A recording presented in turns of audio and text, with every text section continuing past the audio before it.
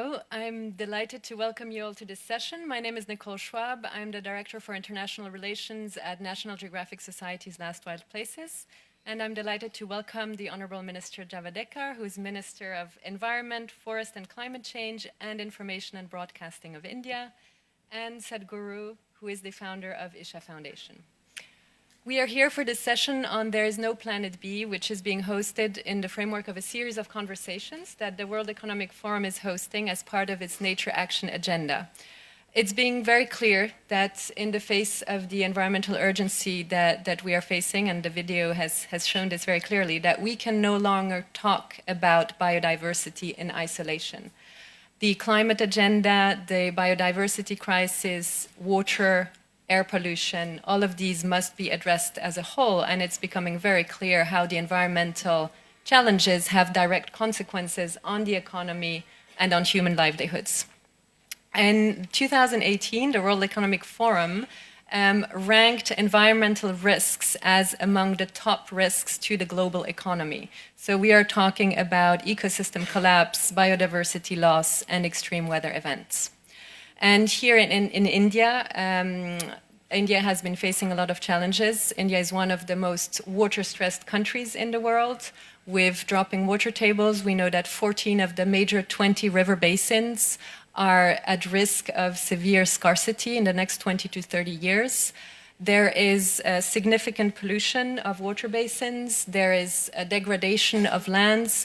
A series of challenges that, of course, we see everywhere in the world, but are being made very acute in this country that's also very vulnerable to the effects of climate change.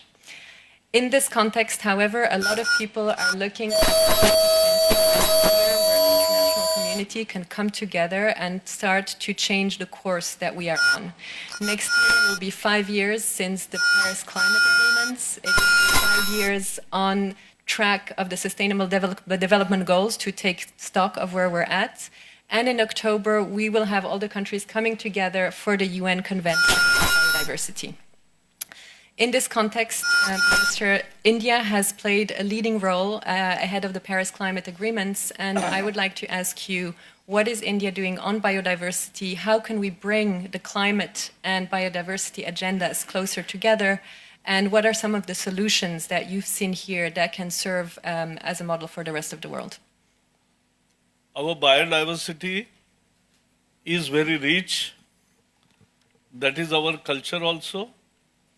Because we worship nature, we think of Charachar Srishti that takes care of animals also, the plants, flora and fauna both together. So that's how our lifestyle, our ethos, and therefore today we have 24% of forest green cover in the country. In last 5 years, we have increased green cover outside forest by 15,000 square kilometers. That's one. We have already overachieved our IKI targets. And IC targets, and more importantly, our success of biodiversity shows in figures. We have world's 77% of tigers, 2,967. We have 30,000 elephants, 3,000 rhinos, 550 lions. All require a complete biodiversity chain. If one is broken,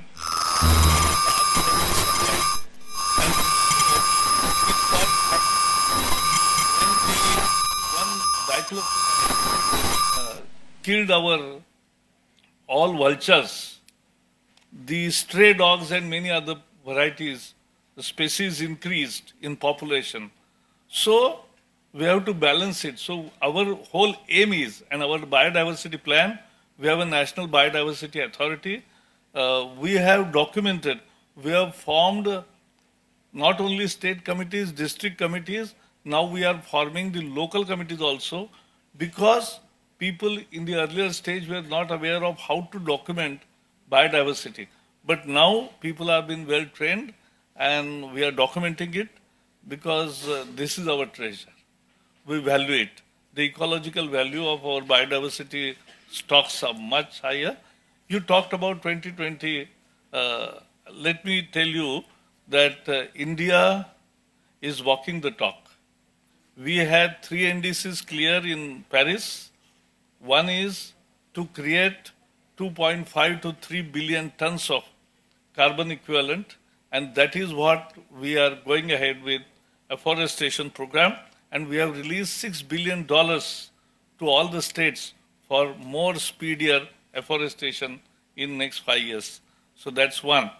Second is we have already achieved reduction in our energy intensity by 21%. We have promised 25 to 30%. We have already achieved. And Prime Minister Narendra Modi has declared 175 gigawatt in Paris of renewable energy. That is 40% of our energy mix capacity, energy capacities. So that is, we are already achieved half of it and will achieve by 2022 that. And that upscaled the target for ourselves without somebody asking us. In this UN session, Climate Summit, he has said we will have 450 gigawatts of renewable energy. That's huge. No country has thought of it. Thank you very much. Sadhguru, you've been engaged in a massive river revitalization effort with Rally for Rivers. Can you tell us a little bit more about what prompted you to start this project, what need it's addressing, and what lessons you've learned in the process? Well, I'm not an environmentalist, definitely not a scientist. Of course, I'm not the minister. But you are. So my engagement with the river started very early. I grew up on the banks of Kaveri, and I was around Kaveri, not studying it, just enjoying the river for what it is, like any other worm or insect or bird or fish which lives there. So I know the river like a worm, not like seeing it like a water resource. I did not see it as a water source. In my experience, I was a tiny little life and the river was such a magnificent and huge life. People like you and me come and go. This life has flown for millions of years. But in the last 25 years, I've been watching with much distress how Kaveri is depleting. Today, the studies say it is depleted by 44%. But in my eyes, when I look at Kaveri, see, they're taking the monsoon flow also and saying 44% less. But if you look at it in the midterm, that is after 4 to 5 months after monsoon, let's say November, if you look at Kaveri, it is only 30% of what it was 50 years ago when I saw Kaveri. So, and what was a perennial river forever, now over 5.5 months it is not touching the ocean. It is drying up about 175 kilometers short of the ocean. Because of this, marine ingress is happening in that region. Up to 60 kilometers salt water has entered the land and people have vacated the villages. Places that I know very well, where there used to be sweet water in the wells, today it is all salt water. Looking at the Indian substrata, about 130 kilometers inland, water, marine ingress can happen. We have a 7,400 kilometer coastline. If 100 kilometers, if it comes on an average, 1/3 of the land will be lost, and the volume of migrations that will happen because of this and the civil unrest that will come out of it is not manageable by anybody. So if we don't put back somehow, see, the question is not about increasing the river flow, the question is about slowing down the river. There's a very beautiful saying in the Tamil language. They say, only if Kaveri comes walking, she's prosperity. If she comes running, she's a disaster. Right now she's running. I was, as a part of Kaveri Calling, I was camping just beside the river behind KRS Dam, the Krishnaraj Sagar Dam in Mysore, which is where I grew up, with our group. And I asked the local villager, the dam is full to the brim, it is actually overflowing. And I asked him how many days it got full. He said, in 4 days. I said, this is not good. Because if it rains heavily in the catchment area, it would take 20 to 30 days to fill up. but today it is filling up in 4 days. And for the first time in 50 years, I'm seeing the reservoir is brown in color. Never before was it ever brown, because the rainwater came down, went into the soil in thick jungles and then slowly percolated pure water. But for the first time, this is brown in color. This means the soil in the mountains is coming to Mysore city, that's what it means. And this is not a small thing. This is going to, in another 100 years, if you imagine what will happen to those mountains, it's a different thing because Himalayan rivers bring down silt, that's for a different reason. Western Ghats rivers should not bring down silt, it's very, very important. The silt level tells you what is the level of damage you caused. So, we thought through this whole thing and what I saw was, well, everybody, if you're an environmentalist today in this country or probably in many parts of the world, is gather 25 people, protest in front of an industry or stand on a street corner and throw stones at somebody. This is our idea of, protecting environment. What I saw was, the largest land user in the country and in the world is the farmer. Why is he not growing trees? Because I know when I was young, I grew up in the farms, always we had trees. Why is he not growing trees? When I looked at this, I found the reason why he is not growing trees is, if he grows trees in his own land and cuts it one day when he needs it, he could be arrested, or some activists will come and protest, they will file complaints, police complaints against him, so he knows tree is trouble. He is not growing any trees. Without trees, what has happened is, there is no leafy material and animals have gone out because of machines. Now there is no tree, leaves from the trees, no animal waste, the soil is deteriorating. United Nations has fixed 2% of organic content as the minimum to call soil as soil. In my experience of being in farms, minimum 5 to 8% should be there to call it really fertile soil.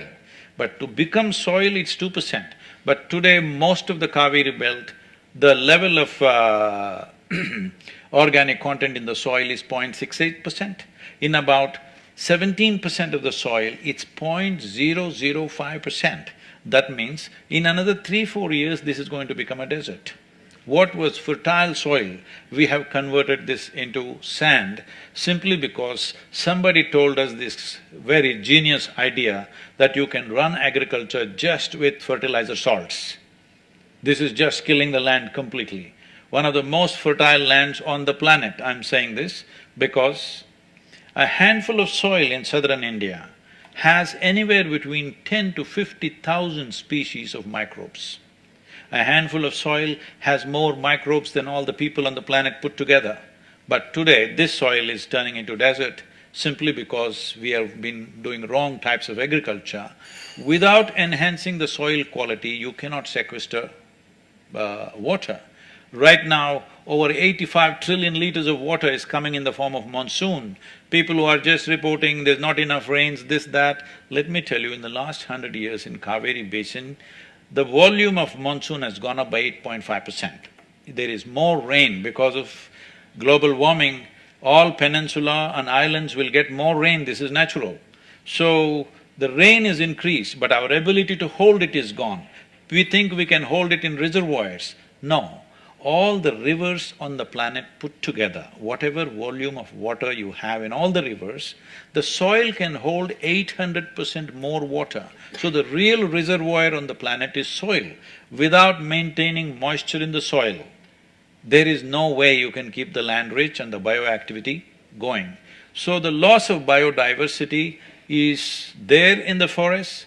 Yes, as the minister said, well, the tigers are coming back, the elephants are coming back, their populations have increased.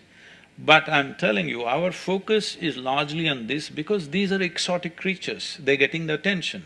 But the real loss is happening in terms of insects, in terms of microbes. This loss is very big. For example, the bee population in India has dropped by 82%. 82% loss in the bee population in the from 1970 onwards, that was the baseline from which the studies have happened, 82% loss. Of the 108 important food crops, 90% of them need bees and animals to do pollination. Without this pollination, the level of vitamin A present in our food crops has come down so drastically that now studies are showing wherever the vitamin A in the food crops is less, the blindness is growing. You could have a huge population with vision losses in this country simply because there are not enough bees. So as a part of Kaveri calling this agroforestry movement and bringing back bee cultivation, honey development and bringing back colonies of bees in millions is being done right now. The reason why we're doing it this way is because it's an economic plan fundamentally. This will enhance… we've converted nearly 70,000 farmers into agroforestry. What we have seen is the soil condition has improved within 3 to 4 years phenomenally, water tables have come up. Above all, in 5 to 7 years, the farmer's income is going up 300 to 800%. We are converting about 3 to 5,000 farmers per year. But if we go at this pace, it will take 80 to 100 years. So right now, Kaveri calling as a movement is to crush this 100 years into 12 years. It's a 12-year commitment to see that 240 crore, 42 crore or 2.42 billion trees go into this 83,000 square kilometers of Kaveri basin. If we do this, we will be sequestering anywhere between 9 to 12 trillion liters of water, which is over 60% of the present Kaveri flow. This is what needs to happen. The soil moisture has to come back, soil fertility has to come back, otherwise protecting biodiversity will not happen. The largest footprint is that of agriculture. Without transforming agriculture, you cannot preserve the biodiversity of this planet. Thank you very much. Thank you also for showing us so clearly the interlinkages between all these different aspects. Comment? Yes, absolutely. Yeah, because what Sadhguru is saying is absolutely true. You have to improve the health of soil and the microbacterial life in water, in soil is the important aspect of the whole biodiversity. It starts from there, A. And therefore, what he has initiated is agroforestry. We at a national level have decided not only watershed development through various methods, trenches to forest, but more importantly, her made per paid. Because many farmers will not choose complete plot to be given for trees. They want crops also. And so he has a choice, but he can at least plant trees on his bank of the farm, and that he can do it. More importantly, we have issued 120 million health cards to nearly the equal number of farmers, because unless they know the health, and what he is describing is correct, what was health 20 years ago, what was it 10 years ago, and after continuous use of chemical fertilizers, what it is today are three different things. And therefore, we want public participation, we want NGOs also, we want to work with all of them, and we want to build it as a very big public campaign, like what Prime Minister launched yesterday about say no to single-use plastic. Thank you. Both of you are talking obviously about agriculture, which is one of the industries that's the main drivers of biodiversity loss and which also needs to be part of the solution. I'd like to ask you, Minister, what are your expectations of the private sector and what, in your view, are the roles and responsibilities of business? I think government is not the only pole which has to act. It is the society which acts. And therefore, all NGOs, all good organizations, efforts of Sadhguru and others, as well as private sector industries, can create right from awareness to actual work in not only tree plantation, but in all aspects of environment. This year, yesterday I attended one wonderful program. The Renewable Energy Ministry has organized that. It created a Guinness Book of World Record. 5,000 school students of Delhi came together at 10 a.m., learned how to assemble solar lamp for 1 hour, and then they assembled it for 5 hours. It takes 5 hours to assemble it. They assembled it, and it was wonderful, successful program. and they lit up the lamp. Their joy was very much because they learned from heart, learned by mind, learned by hand. That is the real training. And that is why we want to encourage all kinds of awareness program and actual program where private participation is most welcome. And now we are planning to have on shelf many projects out of which they can choose as per their liking. Thank you. Sadhguru, I'd like to ask you also about the private sector and how, in your view, the private sector can help in the revitalization projects and in, more broadly, nature restoration and having incentives to invest in nature restoration. So when it comes to protection of wildlife, we don't have to protect them, we just have to leave them alone. Yes. They will manage. So, there are… in every state there are forest departments with substantial staff. Little tightening of that is needed.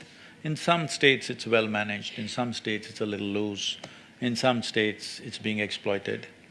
It's at different levels. But I don't know to what extent the minister can push this, but we must push this, that these agencies are better trained and more committed to what they're doing. Absolutely. But one thing is clear for me, that exploiting India's forests for commercial purposes must be history. Because we have reached a point in this country, we cannot touch our forests in a commercial sense. Some small tribals and others use it for their own livelihood and stuff, that is okay, but commercial exploitation should stop. So where do we go for timber? Where do we go for these producers? So this is what we are trying to change. To make timber into an agro-produce, it should no more be a forest produce.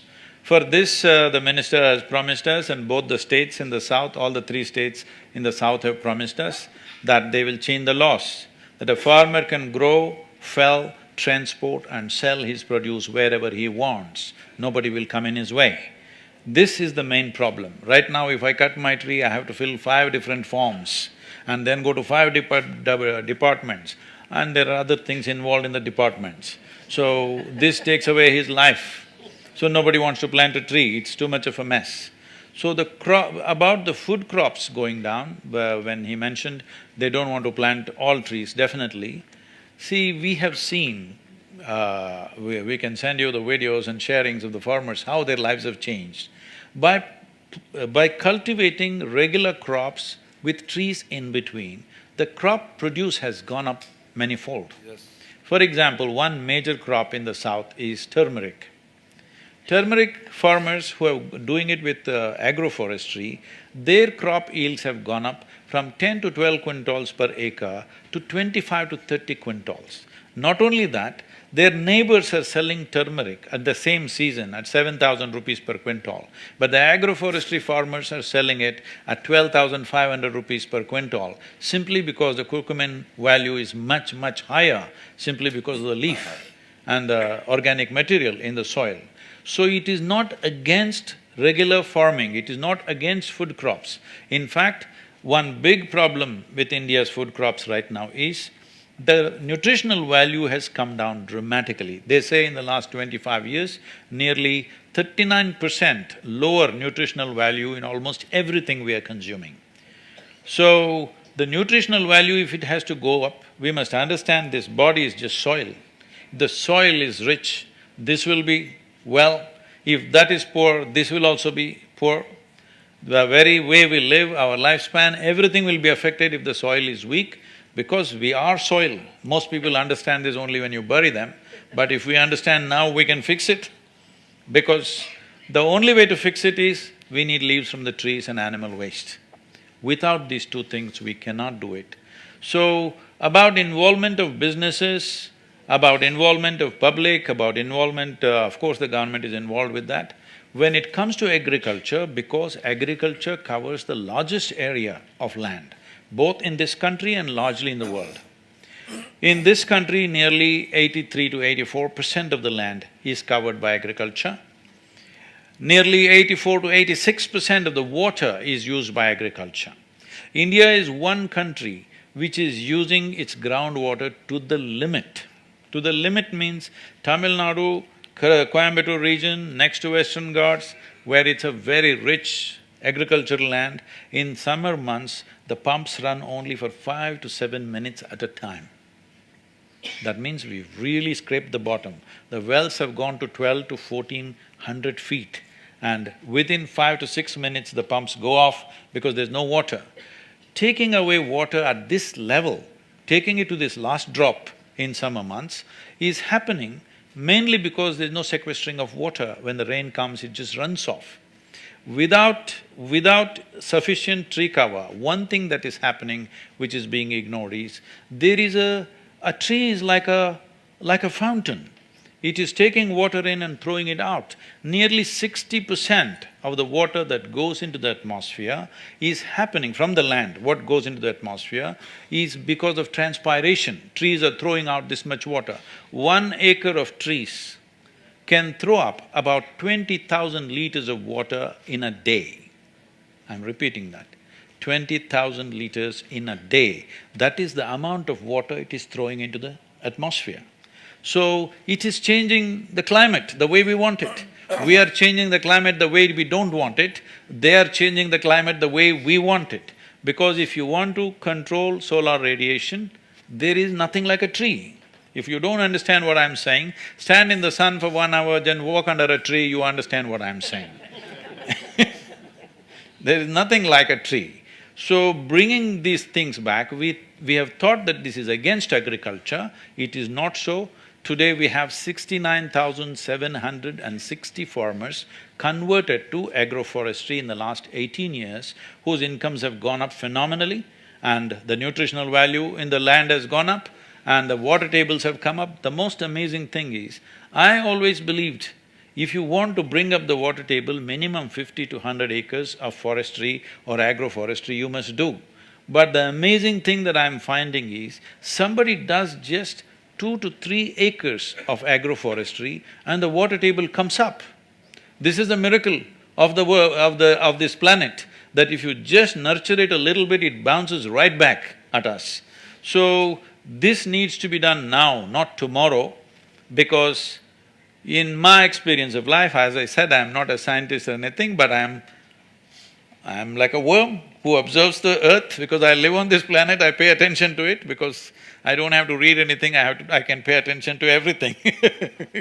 Because of this, what I see is, if we take the right kind of action now, if we put back substantial amount of vegetation, which does not mean just trees, there are various other kinds of vegetation, in the next 10 to 15 years' time, we will turn this around within 20 to 25 years in a big way, in a big way.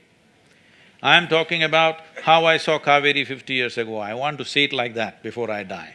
This can be done. But if we leave this 15 years, and let's say we go about without doing anything for 25 years and then we try, in my opinion, it would take 100 to 150 years to turn it around. For various reasons, I don't want to go into the details of it, but for variety of reasons, it would take that much time to turn it back if we don't do anything in the next 25 years. So our window is hardly anywhere between 10 to 25 years is the window we have. This window we must act. That means this is a generational work. This is not my work, this is not somebody's work, this is a generational work. Are we going to be a responsible generation or not is the big question.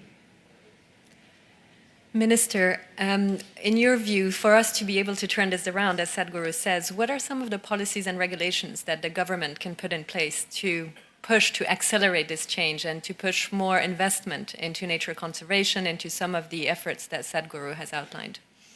Absolutely. As far as river rejuvenation is concerned, we have not only set up the policy but the program and the Ganga cleaning, and along Ganga, we have already planned and started planting trees. What he is doing to Kaveri, we have already started on doing to Ganga, because we believe in this philosophy, number one. Number two, more importantly, in each aspect, in biodiversity, in forest, in wildlife, in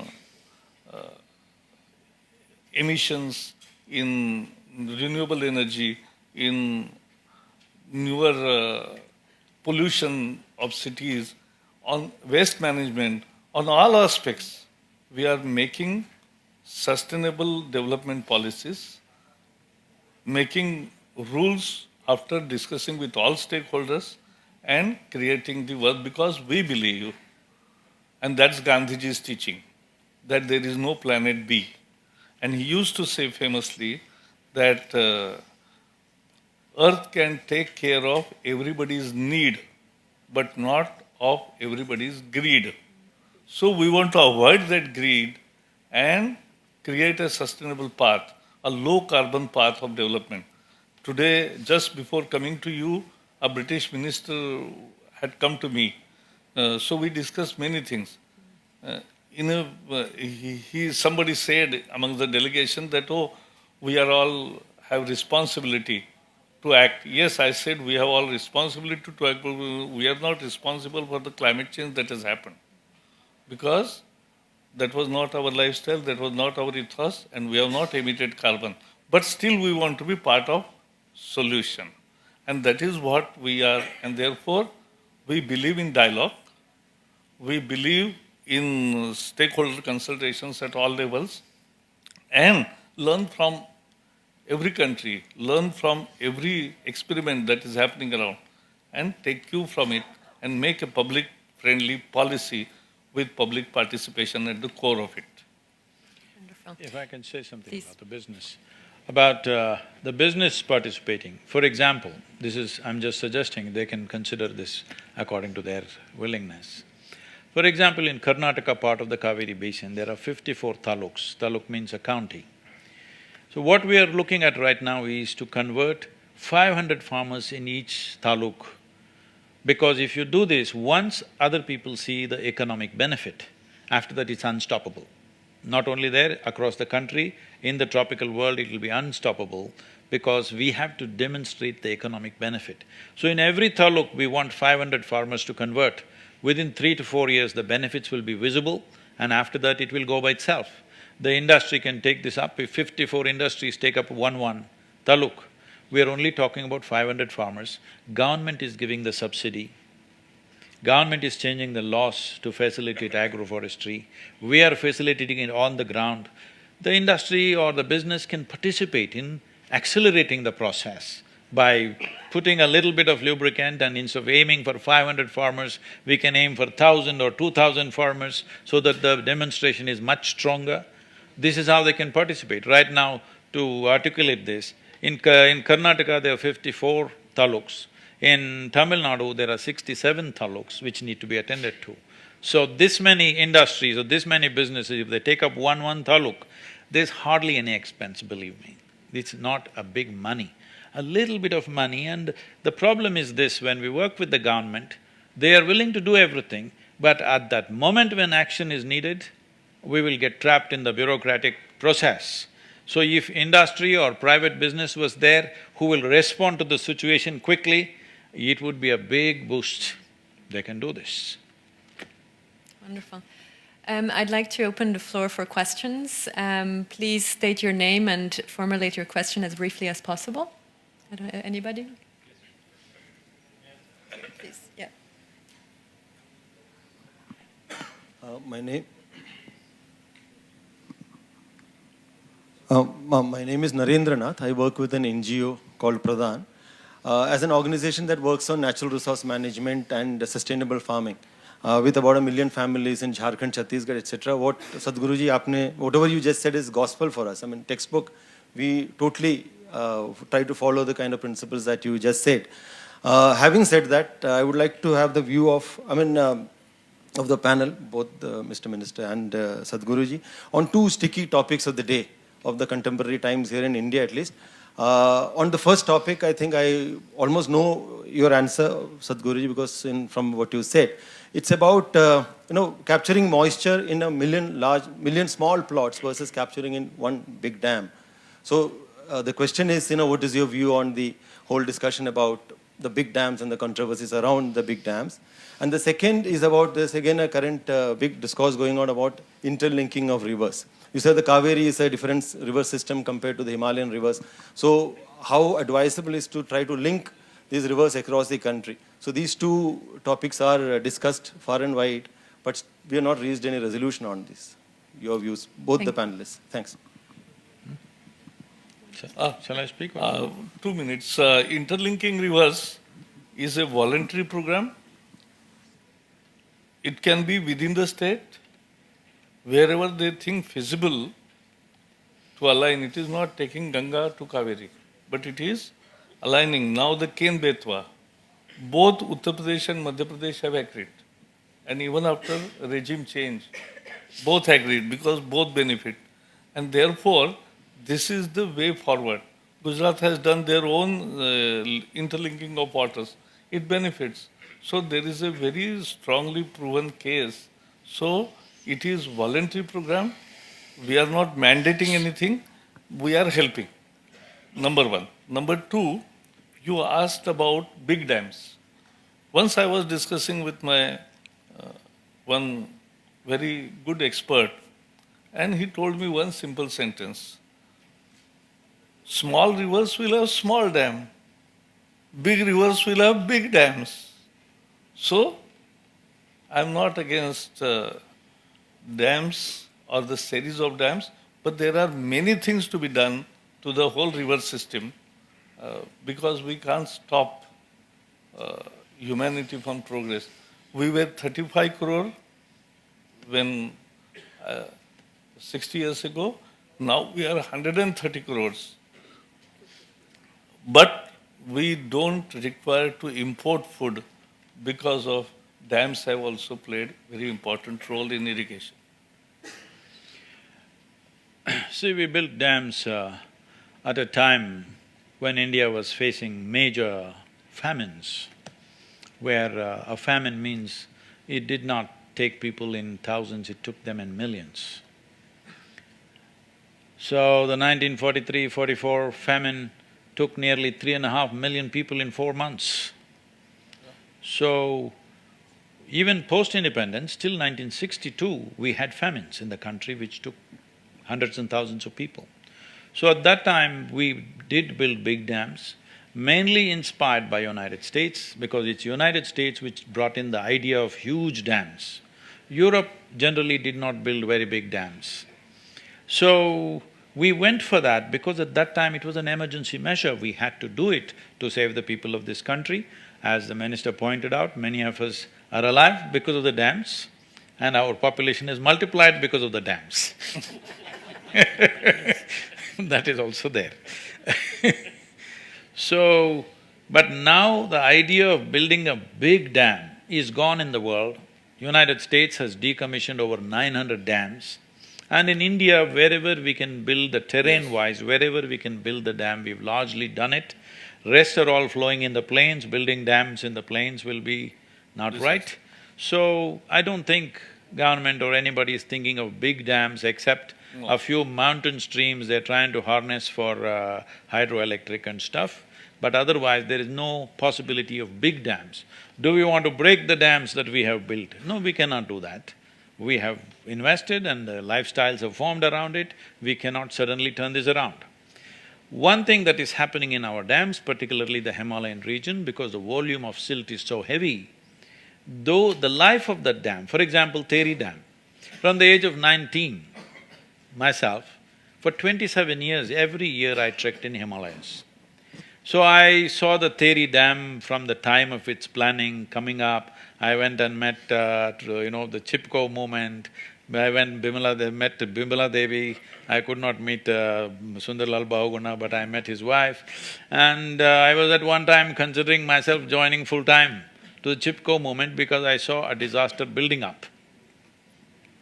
But now that it's built and there's a huge volume of stagnant water, Himalayas being a very sedimentary kind of mountain, the volume of silt that is coming, I would say the life of Teri Dam is just another 25 to 40 years. After that, it'll be totally silt-ridden and unusable, and you can't dredge it.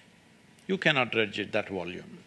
So, the dams will become irrelevant if you build in certain areas, but there are certain dams, for example, K.R. Sagar Dam, it has transformed the whole area into phenomenal agricultural belt. So, you cannot talk about this as one simple for or against. It is a question of judiciously doing what is needed. Yes. When it comes to river linking, well, all kinds of people, film stars, anybody who wants to become popular in this country, they say, I'll bring Ganga water to Kaveri, I'll bring Godavari to Chennai. This is happening, this is irresponsible because in a tropical country, transporting water by canals is irresponsible. The level of evaporation when the temperatures are over 35 degrees centigrade and it's a thirsty land, amount of water it's drinking up is just not right. If cities need water, it must be transported through pipelines. Of course, people have to be serviced. Pipelines can take water. Agriculture-wise, we need to understand, still we're in a mindset of subsistence farming, that around our region, around where we live, we want to grow everything. We want to grow paddy, we want to grow wheat, we want to grow vegetables, we want to grow everything. This is a subsistence mindset.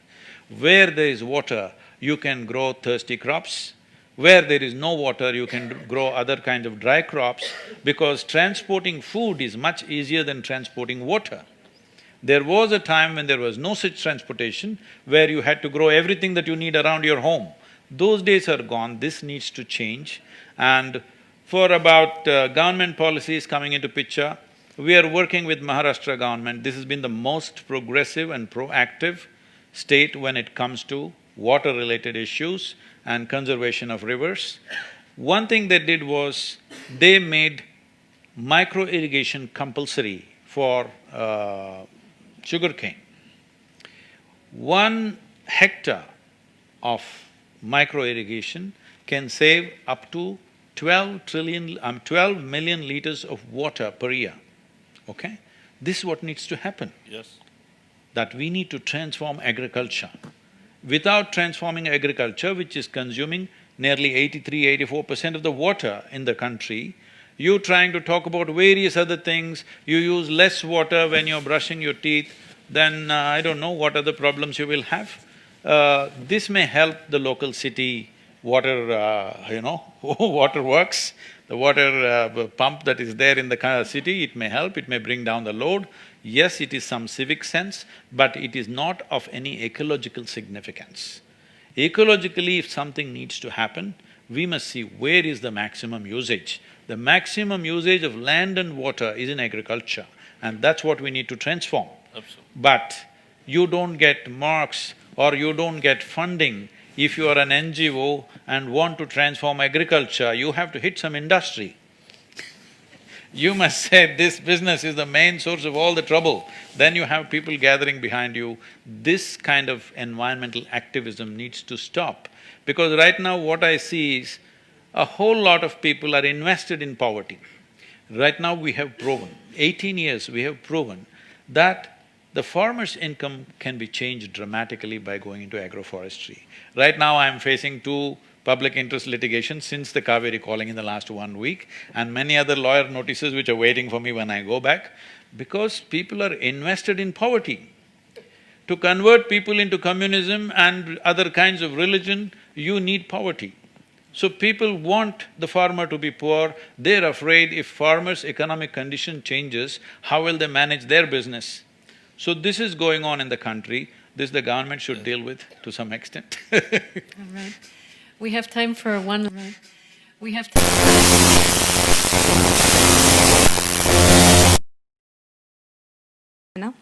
Namaste. Sir, I have seen a dynamic leadership over many years. I'm a girl who's from Mumbai, but I'm married to somebody from Nepal. Being a girl from 2 countries, seeing the pain of both the countries, the way you have shown your leadership in India and moved the governments and the industries to make a change, I would actually kind of get your comments, how can we build a cross-border cooperation between India, Nepal, Bhutan, Bangladesh, so that the issues of flooding which happens across the border, it's kind of resolved and some more steps can be taken by both the governments and the industries on both the sides of the border to kind of reduce the burden of disasters. Thank you. See, the problems are not of the same nature. The problems of Nepal and problems of India are not of the same nature. Nepal is largely a mountainous country and copious amount of water coming from glacial melting all the time. The snow melt creates enormous amount of water. Rain is also very copious in the mountains out there. Almost, people may not know this, nearly 40% of the Ganga water is from Nepal and Tibet. So, the water that is coming down there, people are trying to build dams there, which may solve some immediate problems for them, but it'll create major problems over 25 to 50 years' time. You should not build too many big dams in Nepal, and they want to build now. These things you cannot stop them. But people here also think too much flooding is happening and we must build dams in Nepal. We must understand this, the entire development of this civilization happened because of these floodplains. It brought such alluvial soil, you could grow anything you want. You've heard Mere Desh ki dharati, sona ugale and all that stuff. That is mainly because of the alluvial soil that came down from the mountains. Yes. But now we are having a whole population living in the floodplains and we think flood is a disaster. Flood is not a disaster, it's a very good thing. It's bringing wealth into the nation. But we don't know how to receive this wealth. We're getting buried under this wealth. This is our problem. So, one important thing that nobody wants to touch, the elephant in the room is population. Nobody wants to address it. But we must address it. We are instituting an award for all the young women who have consciously chosen not to have children in their life. We are instituting an award because this is what needs to happen. That human being means we do everything consciously. The Nepali husband and the Indian Mumbai girl need not necessarily produce a mix. You live happily. Oh, see. I'm not saying you must not have, but it is not compulsory. It is not compulsory. It must be a conscious choice if somebody wishes to. Otherwise, they should stay away from it because we are trying to… everybody is talking about controlling human aspiration. Believe me, you're not the first one. Right from Buddha's time, even before that, people have been telling you how to not be consumerist, how to live with little. It's not worked or no? Has it worked or not? It's not worked. Now suddenly you start talking about giving up your desires, is it going to work? I know it'll not work. You cannot reduce human aspiration, but if we have sense, we can reduce human population. United Nations is predicting by 2050 we'll be 9.8 billion people. 9.8 billion people, I don't want to live on this planet. And it's a shame, it's an absolute shame we are even thinking of a planet B. What does planet B mean? We mess up planet A and go to planet B. Are we not ashamed of that? Even to think that we looking for a planet B, I think it's a shameful thing that we should think of a planet B. If there is a planet B, we should never step on it because of what we have done to planet A. Hello? So, reducing human population should become a major focus of world leadership. It's very, very important. So, one reason India's population has multiplied the way it has is not necessarily because of excessive reproduction. In 1947, the average life expectancy of an Indian was 28 years. Today it is 71, which is a phenomenal achievement. So as our lifespan increases, what this means is we are postponing death. If you're postponing death, should you not postpone birth? I'm not talking any philosophy, I'm talking simple arithmetic. Minister, would you like to comment on the question about transborder cooperation? Which cooperation? The question that she asked about transborder. I'm going No, backwards transboundary. now. See, that's a Himalayan ecosystem, and as Sadhguruji has said, it's very right that every country's topography and climatic conditions and rainfall and everything is different. So it needs different solutions, and we are working on it with the respective countries where we can actually collaborate with each other so that both countries don't suffer much. But as he is rightly saying, alluviating soil comes through floods. The only issue is how to manage flood. We are seeing how not to manage floods. Thank you. I think we have time for one more very brief question, if anybody.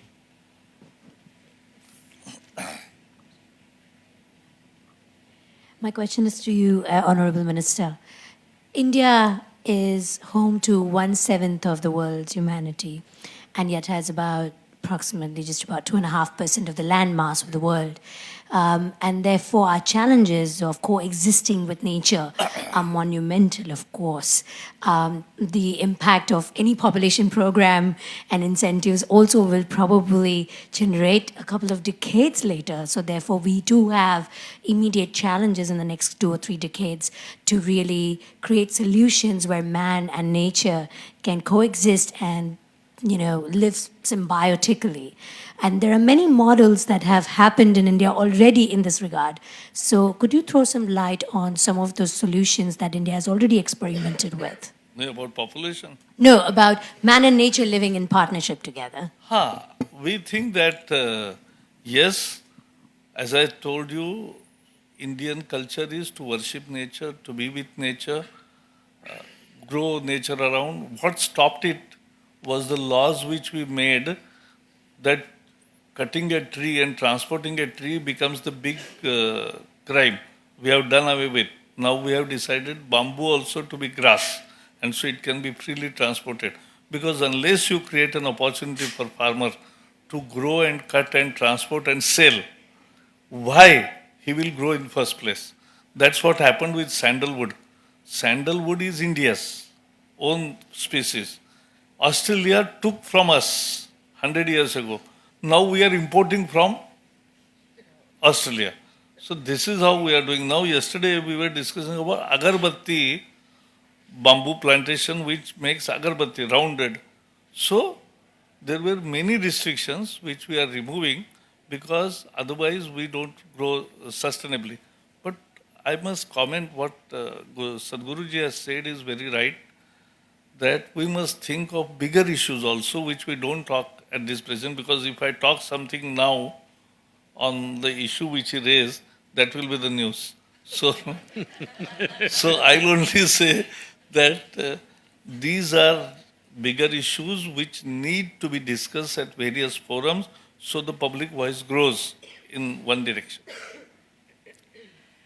As a concluding remark, we're coming to the end of our time. I'd like to ask each of you for your final reflections and maybe thinking about a year from now, if we come back here and we're really looking at, have we accelerated our path on this transition? What would you like to see a year from now?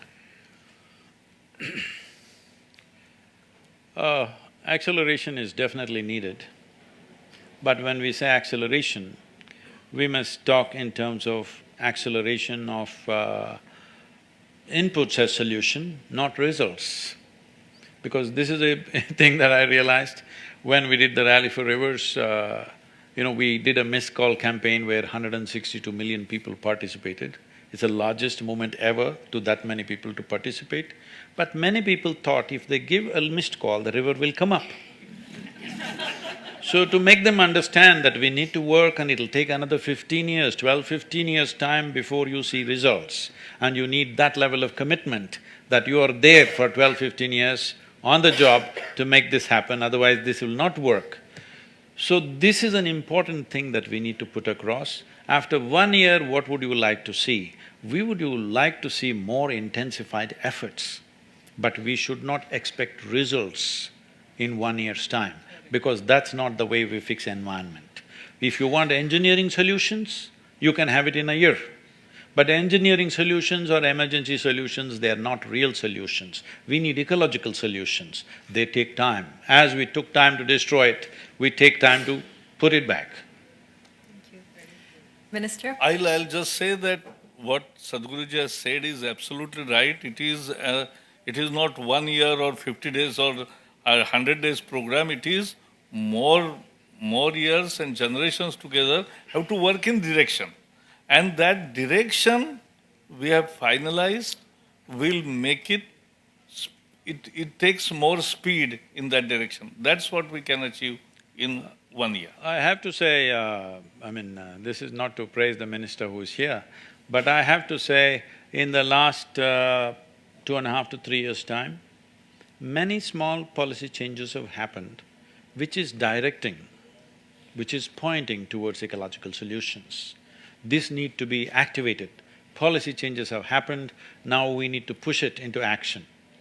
This needs to happen in the next 1 year. If we push it into action mode, the policy changes that have been effected in the parliament, we need to push it.